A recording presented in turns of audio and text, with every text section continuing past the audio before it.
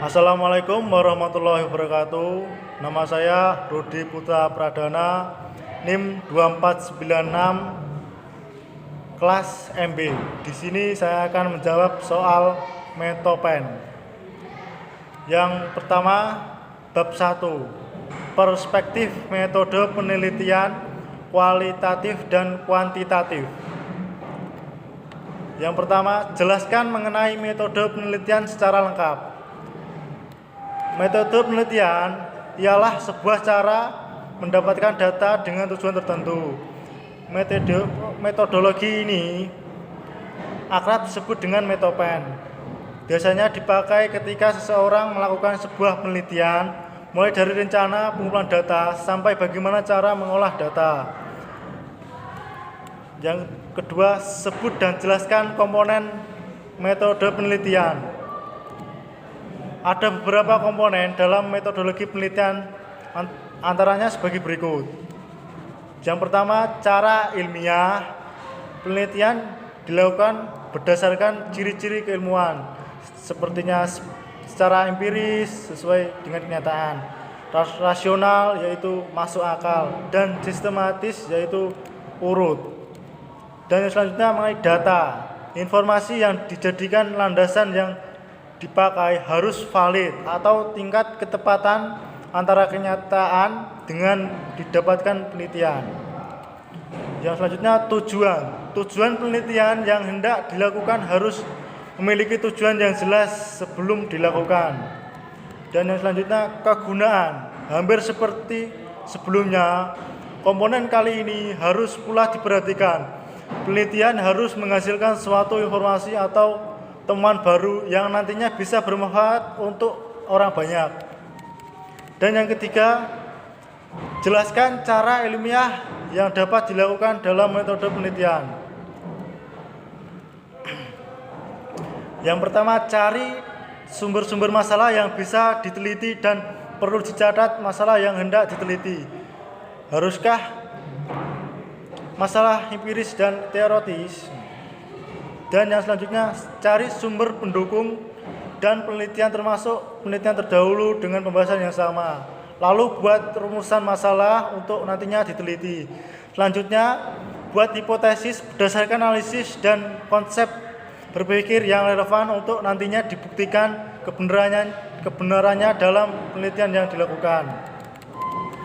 Setelah itu, menyusun instrumen penelitian dan memilih metode pendekatan penelitian menggunakan memecahkan kebenaran pada hipotesis.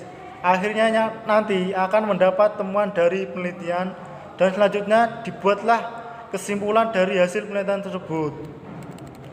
Yang soal keempat, jelaskan tujuan penelitian dilakukan. Bisa dapat pengetahuan baru, hasil penelitian yang dilakukan membuktikan kebenaran dari suatu pengetahuan atau hipotesis yang telah dibuat sebelumnya, untuk mengembangkan pengetahuan dari suatu ilmu yang ada. Dan pertanyaan yang kelima, jelaskan kegunaan penelitian yang dilakukan. Adapun fungsi penelitian yang dilakukan, seseorang peneliti dengan tugas mendeskripsikan gejala dan peristiwa. Peristiwa dengan tugas menerangkan data atau kondisi latar belakang terjadinya suatu peristiwa fenomena. Selanjutnya, penelitian dengan tugas meramaikan. Penelitian dengan tugas mengontrol peristiwa atau situasi. Penelitian dengan tugas mengembangkan atau menyusut teori. Dan soal yang keenam, jelaskan jenis metode penelitian berdasarkan tujuan dan tingkat kelompok objek. Metode penelitian jenisnya beragam, ada yang metode penelitian berdasarkan tujuan dan ada juga yang berdasarkan tingkat kealamian tempat penelitian. Kalau berdasarkan tujuan, ada 3 jenis metode. Yang pertama, penelitian dasar. Yang kedua, pengembangan.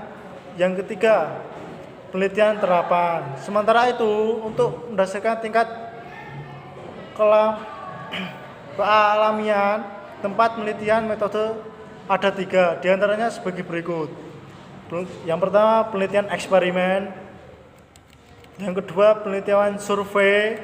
Dan yang ketiga, penelitian naturalistik. Dan yang soal ketujuh, sebutkan perbedaan antara metode penelitian kuantitatif dan metode penelitian kualitatif. Metode penelitian kualitatif merupakan cara penelitian yang meneliti pada populasi sampel. Penggunaan instrumen penelitian untuk mengumpulkan data. Perlunya analisis data secara statistik dan dilakukan untuk uji hipotesis yang telah dibuat sebelumnya.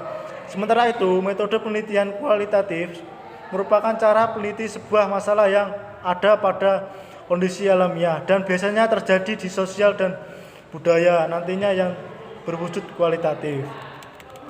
Dan soal nomor 8, jelaskan secara singkat kapan sebuah penelitian kualitatif maupun kuantitatif dilakukan. Menggunakan penelitian apakah nantinya pakai kualitatif atau kuantitatif sebagai berikut. Metode kualitatif saat masalah ada sudah jelas dilihat saat penelitian ingin mendapatkan informasi populasi tertentu apabila ingin mengetahui pengaruh suatu. Dan yang metode kualitatif ketika masalah yang ingin diteliti terlalu abu-abu. Saat ingin mengalami arti dari sesuatu data, karena biasanya arti sebuah punya persepsi yang beragam juga guna memahami interaksi sosial untuk memahami perasaan orang lain. Saat ini mengembangkan teori ketika ingin memastikan validitas atau saat penelitian sejarah berkembang. Yang soal nomor 9, jelaskan kompetensi penelitian kualitatif maupun kuantitatif. Berikut ini adalah kompetensi yang harus dimiliki oleh keduanya. Yang pertama, penelitian kualitatif. Pastinya harus punya pengetahuan yang kuat terkait masalah dalam penelitiannya. Perlunya analisis permasalahan akurat dan kemampuan penerapan teori, pemahaman jenis metode penelitian kualitatif khususnya pada apa yang dipakai, memahami teknis sampling, bisa membuat instrumen penelitian, bisa mengumpulkan data, bisa menyajikan data, dan bisa membuat abstrak penelitian. Yang B, penelitian kualitatif harus punya pengetahuan yang dalam terkait masalah yang diteliti, mampu membangun hubungan baik serta setiap individu, punya kepekaan sosial yang tinggi, bisa berbicara dan lewat observasi pada partisipasi, bisa analisis data kualitatif, bisa menghasilkan pengetahuan baru dari penelitian, mampu membuat laporan sistematis. Dan soal yang ke-10, menurut Anda jenis penelitian yang disusun di Metopen termasuk kualitatif atau kuantitatif? Penelitian yang saya ajukan dalam kesempatan kali ini merupakan jenis penelitian kuantitatif karena jelas bahwa nantinya penelitian ini ada populasi dan sampel yang juga ingin menjadi hipotesis yang saya buat, dan saya ingin mengetahui pengaruh dari variabel bebas pada variabel terikat yang saya teliti. Dan yang bab kedua mengenai proses penelitian, variabel dan paradigma penelitian. Dan soal yang pertama, gambarkan proses penelitian kualitatif dan jelaskan prosesnya secara lengkap. Di sini gambarnya ada rumusan masalah, landasan teori, buat hipotesis, pengumpulan data, analisis data, dan yang terakhir kesimpulan dan saran. Dan mengenai penjelasannya, yang pertama pastinya harus mencari masalah apa yang diteliti. Dan yang kedua, masalah akan dianalisis untuk membuat rumusan masalah. Dan yang ketiga, merangkai hipotesis. Yang keempat, membuat instrumen dari setiap variabel. Yang kelima, pengujian instrumen dengan uji validitas dan reliabilitas. Dan yang keenam, analisis data yang telah didapat dari para responden. Yang ketujuh, tampilan analisis tersebut untuk menjawab rumusan masalah dan hipotesis. Yang kedelapan, mengenai kesimpulan dan saran. Dan yang pertama, pertanyaan kedua, apa pengertian dari masalah? Masalah dijadikan landasan pertama oleh penelitian dalam melakukan penelitiannya. Karena setiap penelitian yang dilakukan harus berasal dari masalah yang ada untuk dicarikan jalan keluarnya. Dan yang pertanyaan ketiga, jelaskan bagaimana sebuah masalah tersebut muncul atau bagaimana cara untuk mengidentifikasi masalah. Yaitu suatu masalah akan muncul jika terjadi sebuah penyimpangan, entah yang seharusnya terjadi tidak sama dengan yang sebenarnya terjadi, perbedaan antara teori dengan kenyataan, ketidakcocokan antara aturan dengan pelaksanaan, ataupun rencana hasil realisasinya. Dan pertanyaan yang keempat, apa perbedaan antara masalah dengan perumusan masalah? Masalah merupakan pertimbangan antara apa yang diharapkan atau apa yang seharusnya terjadi dengan kenyataan yang ada. Sedangkan perumusan masalah ialah pertanyaan yang dicarikan jawabannya dan penelitian melalui pencarian data. Dan soal yang kelima, jelaskan bentuk-bentuk rumusan masalah penelitian. Di sini mengenai masalah deskriptif, yaitu jenis rumusan masalah yang berkenaan dengan keberadaan variabel mandiri, apakah suatu variabel atau bahkan lebih. Yang selanjutnya rumusan masalah komparatif, yaitu masalah yang memakai perbandingan satu atau lebih variabel pada dua atau lebih sampel yang berbeda. Yang selanjutnya mengenai rumusan masalah asosiatif, yaitu masalah yang berisi tentang hubungan dua variabel atau lebih. Mengenai soal yang keenam, jelaskan pengertian variabel penelitian. Variabel penelitian merupakan sesuatu yang dijadikan penelitian sebagai hal yang dipelajari untuk diperoleh informasi terkait hal tersebut dan akhirnya bisa dibuatkan inti sarinya. Dan mengenai pertanyaan ketujuh, bagaimana cara untuk mengidentifikasi masalah dari sebuah penelitian? Yaitu cara identifikasi masalah dalam penelitian dengan melihat tanda-tanda atau bukti adanya penyimpangan, lalu identifikasi dengan cara membandingkan antara yang terjadi di kehidupan nyata dan yang terjadi di dunia lain. Jika memang benar-benar terjadi penyimpangan dari hasil identifikasi, maka hal ini akan bisa lanjut dalam melakukan penelitian pada masa tadi. Dan mengenai pertanyaan yang ke-8, sebutkan dan jelaskan jenis-jenis variabel penelitian, kemudian berikan contohnya. Yang pertama, variabel independen. Variabel independen yang mempengaruhi munculnya variabel independen, misalnya kecerdasan emosional, spiritual, dan mental.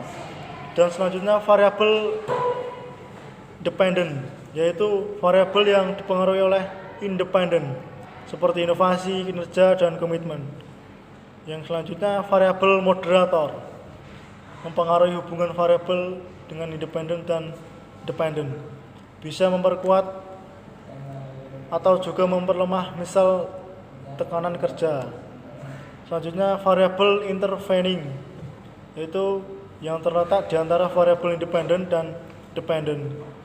Jadi variabel independen tidak langsung mempengaruhi variabel dependen, tapi lewat variabel intervening terdahulu, misalnya insentif.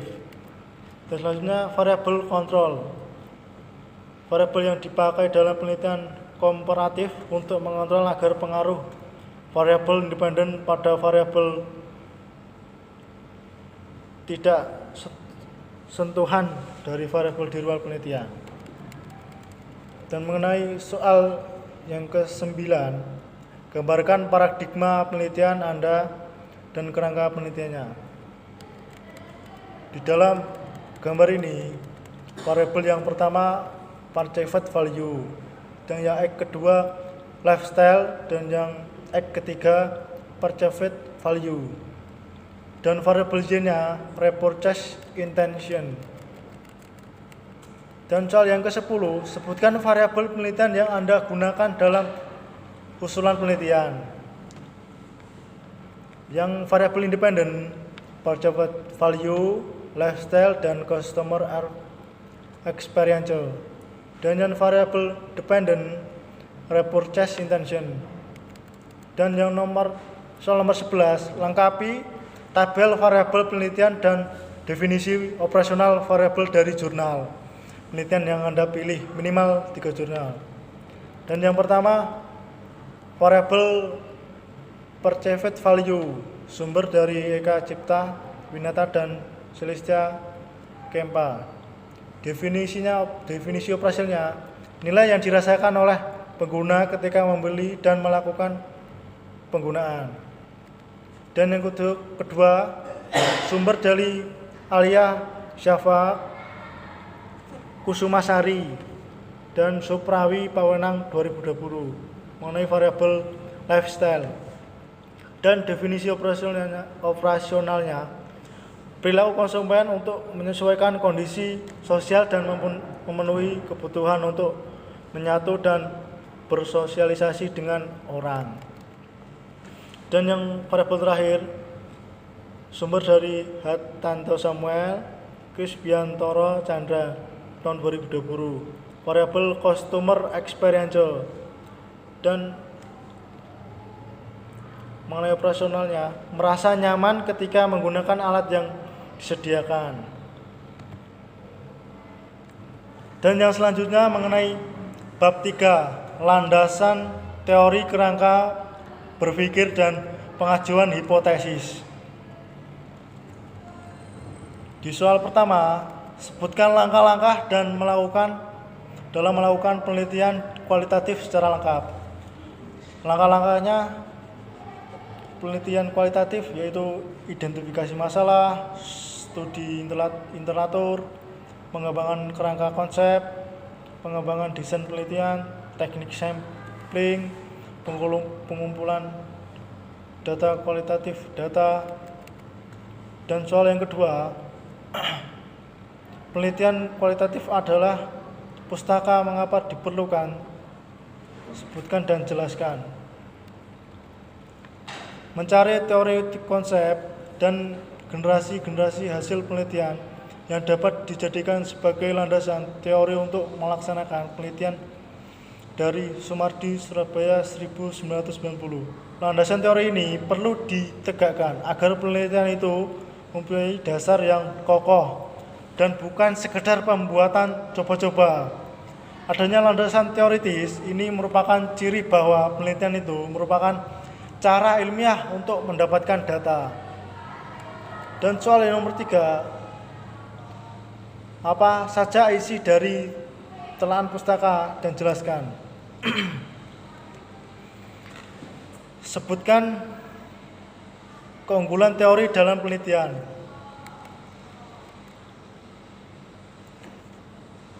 Cooper and Skinner menyatakan bahwa keunggulan teori dalam penelitian adalah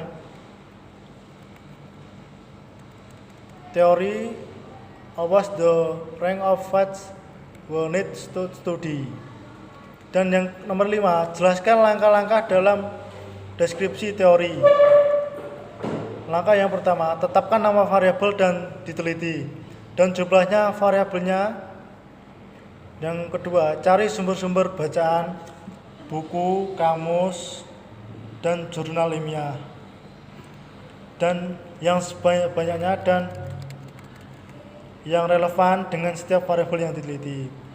Selanjutnya, lihat daftar isi setiap buku dan pilih topik yang relevan dan setiap variabel yang akan diteliti. Cari definisi setiap variabel yang akan diteliti dan setiap sumber bacaan. Dibandingkan antara suatu sumber dengan sumber yang lain. Dan pilih definisi yang sesuai dengan penelitian yang akan dilakukan. Baca seluruh isi topik buku yang sesuai dengan variabel yang akan diteliti. Buatlah rumusan dengan bahasa sendiri tentang isi setiap sumber yang akan dibaca. mengintegrasikan teori-teori yang telah dibaca dan berbagai sumber ke dalam bentuk tulisan dengan bahasa sendiri. Dan mengenai soal yang nomor 6, bagaimana proses penyusunan kerangka berpikir untuk pengembangan hipotesis. Yang pertama, proses penyusunan kerangka berpikir untuk pengembangan hipotesis. Yang pertama, selanjutnya penetapan variabel yang diteliti, membaca buku dan hasil penelitian, deskriptif teori dan hasil penelitian, analisis kritis terhadap teori yang hasil penelitian, analisis komparatif dan teori yang hasil penelitian. Selanjutnya sintesa penelitian, kerangka berpikir, dan yang terakhir hipotesis. Dan soal yang nomor 7, bagaimana langkah-langkah penyusunan hipotesis. Berdasarkan kerangka berpikir tersebut, selanjutnya disusun oleh hipotesis. Bila kerangka berpikir berbunyi, jika komitmen kerja tinggi maka produktivitas lembaga akan tinggi. Maka hipotesis berbunyi ada hubungan positif lembaga dan akan tinggi. Maka hipotesis berbunyi ada hubungan yang positif dan signifikan antara komitmen kerja dengan produktivitas kerja. Bila kerangka berpikir berbunyi karena lembaga menggunakan teknologi tinggi, maka produktivitas kerja lebih tinggi. Bila dibandingkan dengan lembaga B yang teknologinya kerja rendah, maka hipotesisnya berbunyi berbeda. Produktivitas kerja yang signifikan antara lembaga A dan B, atau produktivitas lembaga A lebih tinggi bila dibandingkan dengan lembaga B. Dan soal yang nomor 8, kapan sebuah kerangka berpikir dikatakan bagus?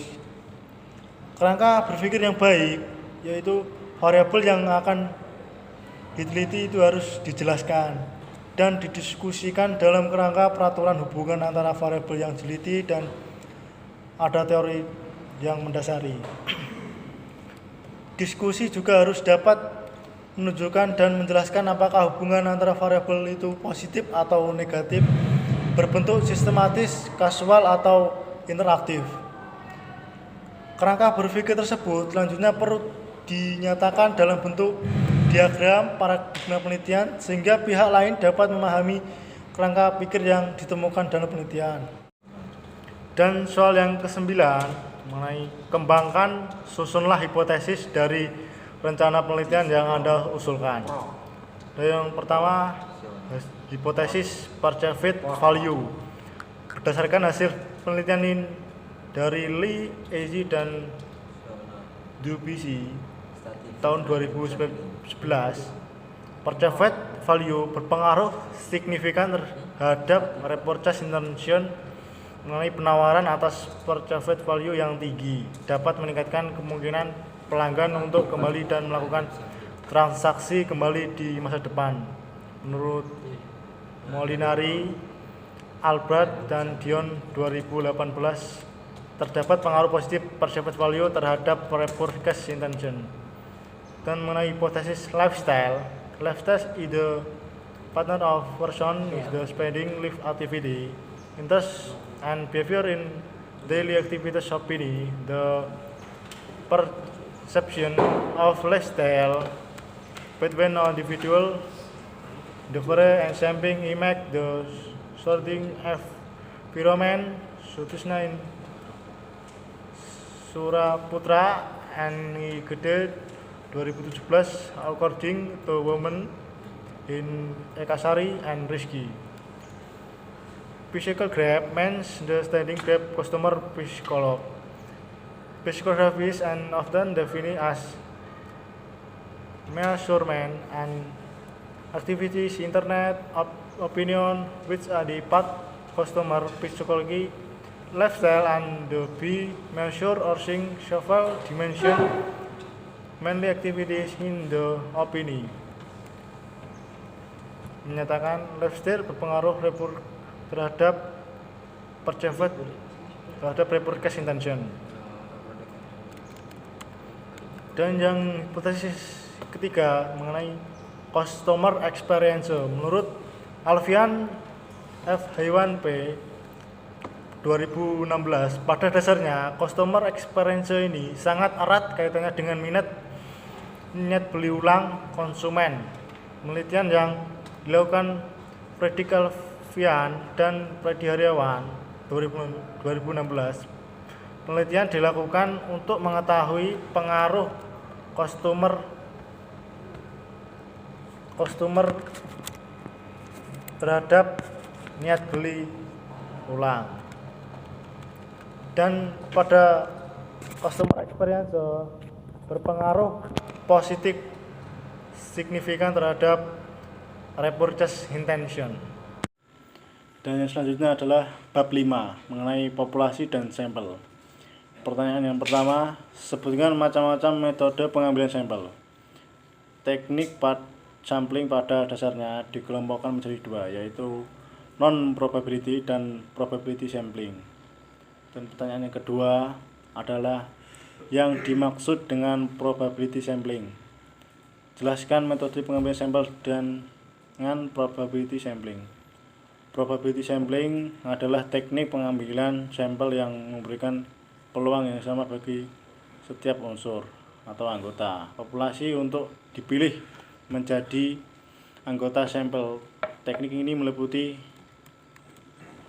simple random sampling, proportionate staffed random sampling, disproportionate staffed random sampling, dan customer sampling atau area sampling.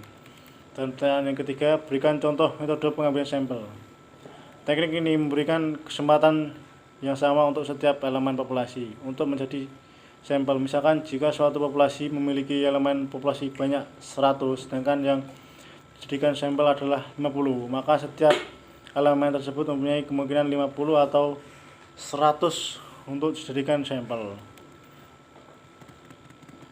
Dan berikan pertanyaan nomor 4, berikan contoh metode pengambilan sampel, yaitu proportional staffed random sampling.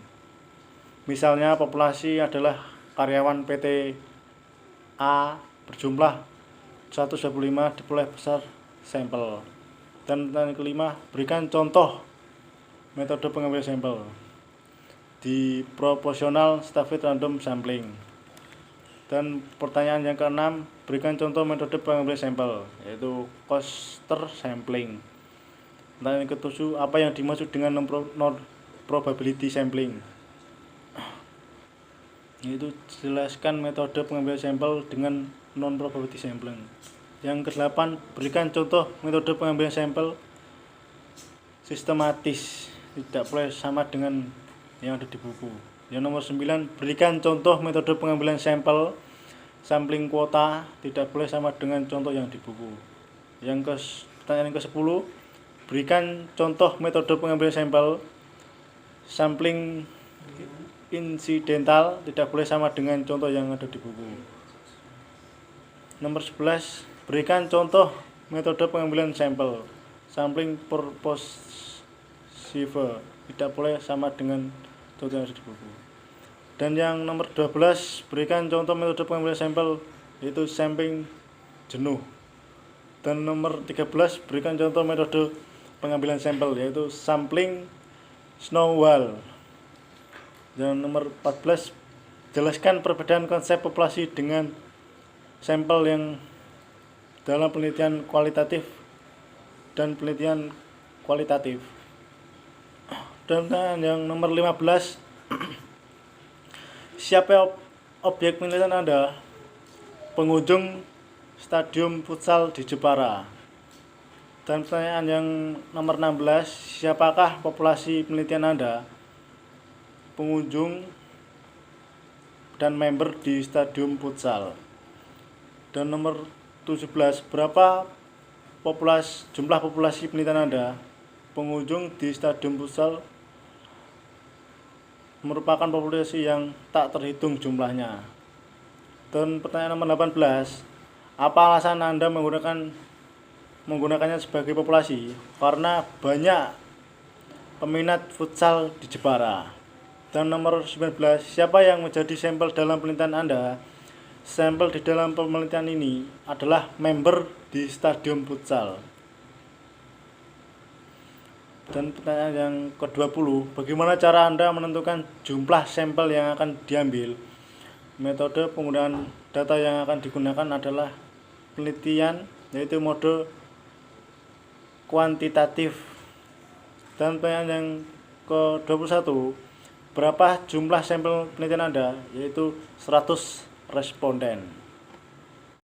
Dan yang selanjutnya adalah bab 6 mengenai skala pengukuran dan instrumen penelitian. Dan pertanyaan yang pertama adalah apa yang dimaksud dengan instrumen penelitian? Instrumen penelitian adalah alat-alat yang dipergunakan untuk mengumpulkan data. Dan pertanyaan yang kedua, apa fungsi instrumen penelitian? Untuk mengumpulkan data dalam suatu penelitian juga dapat menggunakan instrumen yang telah tersedia dan dapat pula menggunakan instrumen yang dibuat sendiri. Dan pertanyaan yang ketiga, sebutkan jenis-jenis skala pengukuran dalam penelitian sosial. Yang pertama, jenis skala Likert, yaitu skala Goodman, skala scale, dan skala sinematik diferensial. Dan pertanyaan yang keempat, berikan contoh penggunaan skala Likert. Yang pertama, jika terdapat 100 responden, maka contoh pengukuran skala Likert adalah sangat setuju diberikan oleh 112 responden, setuju diberikan oleh 8 responden, ragu diberikan oleh 30 responden, dan tidak setuju diberikan oleh 25 responden, dan sangat tidak setuju diberikan oleh 25 responden. Dan pertanyaan kelima, berikan contoh skala Goodman, yakni ya atau tidak ada pergantian materi kabinet Indonesia bersatu akan dapat mengatasi persoalan bangsa, yakin atau tidak. Dan pertanyaannya keenam, berikan contoh skala rating, yaitu survei terkait tata ruang kelas dengan pernyataan berapa baikkah ruangan kelas di sekolah X. Jawab, jika rata-rata ruang sangat baik. Jika 3 tata ruang cukup baik, dan 2 jika tata ruang kurang baik, dan 1 jika tata ruang sangat kurang baik. Dan pertanyaan ketujuh, berikan contoh skala sematik diferensial, tidak boleh sama dengan buku. Sistematik mengenai gaya kepemimpinan ketua BEM suatu universitas. Cerdas, contohnya nomor 7 sampai 1 itu bodoh. Dan demokrasi, yaitu nomor 7 sampai nomor 1 itu otoriter. Dan tidak ramah, nomor 7 sampai 1 itu ramah. Dan pertanyaan-pertanyaan lainnya, pada contoh di atas, responden memberikan tanda X pada nilai yang sesuai dengan persepsinya mengenai gaya kepemimpinan ketua BEM. Dan pertanyaan nomor 8, untuk menyusun instrumen penelitian dengan baik, apa saja yang diperlukan? Yang pertama, identifikasi variabel yang diteliti. Yang kedua, jabarkan variabel dalam beberapa dimensi. Yang ketiga, cari indikator dari setiap dimensi variabel. Dan yang keempat, deskripsikan kisi-kisi instrumen yang akan digunakan. Dan yang kelima, rumuskan item-item penyataan. Dan yang keenam, siapkan petunjuk pengisi instrumen. Dan soal yang ke-9, jelaskan cara penyusunan instrumen penelitian. Dan yang pertama, identifikasi variabel yang diteliti. Jabarkan variabel ke dalam beberapa dimensi. Cari indikator dari setiap dimensi variabel. Deskripsikan kisi-kisi instrumen yang akan digunakan. Rumuskan item-item pertanyaan dan siapkan petunjuk pengisian instrumen. Dan pertanyaan yang ke-10, sebutkan indikator masing-masing variabel penelitian Anda. Sebutkan pula sumber yang diperoleh indikator tersebut. Yang pertama, variable perceived value. Indikatornya layanan yang diterima sebanding dengan besar uang yang dibayarkan. Layanan yang diterima sebanding dengan waktu dan usaha. Layanan diterima dengan baik sebanding dengan waktu uang yang dibayar. Sumber dari Adelie Felicia Lianto tahun 2018. Dan yang variabel kedua, lifestyle. Indikatornya kegiatan, minat produk, fakta produk, perkembangan fashion, citra sosial, dan sumbernya Aloysia Syafaq Malasari dan Sudarwati Supawi Pawenang tahun 2020. Dan variabel yang ketiga yaitu customer experience dan indikatornya emotional value dan social value.